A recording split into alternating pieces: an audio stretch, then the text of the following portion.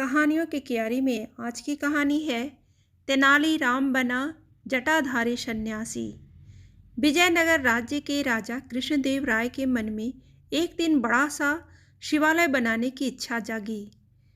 इस सोच के साथ उन्होंने अपने खास मंत्रियों को बुलाया और उन्हें शिवालय के लिए एक अच्छी सी जगह ढूंढने को कहा।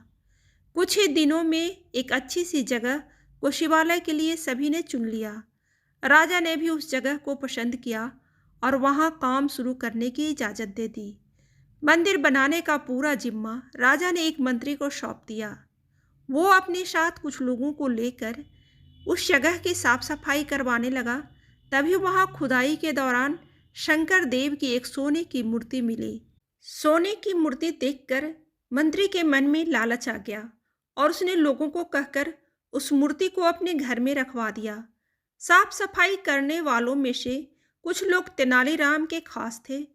उन्होंने सोने की मूर्ति और मंत्री के लालच के बारे में तेनालीराम को बता दिया। इन सारी बातों का पता चलने के बाद भी तेनालीराम ने कुछ नहीं किया। वो सही वक्त का इंतजार कर रहे थे। कुछ दिनों बाद मंदिर के लिए सुनिश्चित की गई जगह पर भूमि पूजन करने का मुहूर्त निकाला गया। सब कुछ अच्छे से होने के बाद राजा दरबार में अपने मंत्रियों के साथ मंदिर के लिए मूर्ति बनवाने की बातचीत करने लगे। उन्होंने अपने सारे मंत्रियों से इसके बारे में राय मांगी।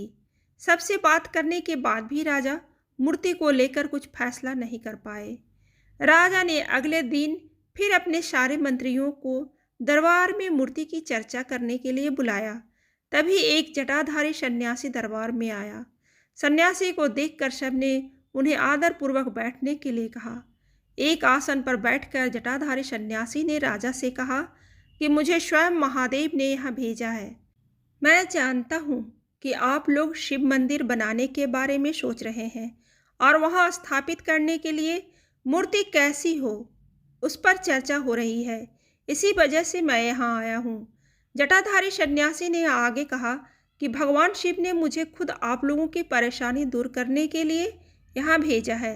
राजा कृष्णदेव ने आश्चर्य से कहा कि खुद भगवान शिव ने आपको भेजा है? जटाधारी सन्यासी ने जवाब देते हुए कहा, हाँ, स्वयं महाकाल ने मुझे भेजा है। उन्होंने कहा है कि शिव शंभु ने अपनी एक सोने की मूर्ति आपके लिए भेजी है।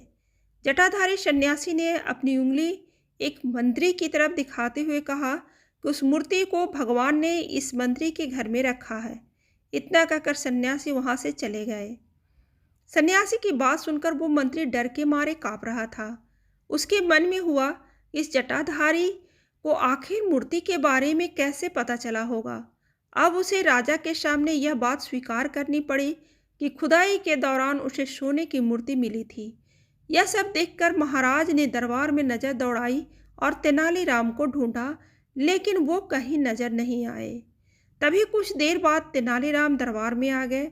उन्हें देखते ही सब जोर जोर से हंसने लगे। तभी एक सन्यासी ने कहा कि अच्छा, तो यही थे जटाधारी सन्यासी। आपने अपनी जटाएं और कपड़े तो उतार दिए, लेकिन माला उतारना भूल गए। सबको हंसता देखकर महाराज भी मुस्कुराने लगे और तेनालीराम की तारीफ करते हुए मंदिर का काम करवाने की जिम्मेदारी उनके कंधों पर सौंप दी। कहानी से सीख। इस कहानी से यह सीख मिलती है कि लालच करना गलत है। हमेशा सरल और सच्चे मन से कार्य करना चाहिए।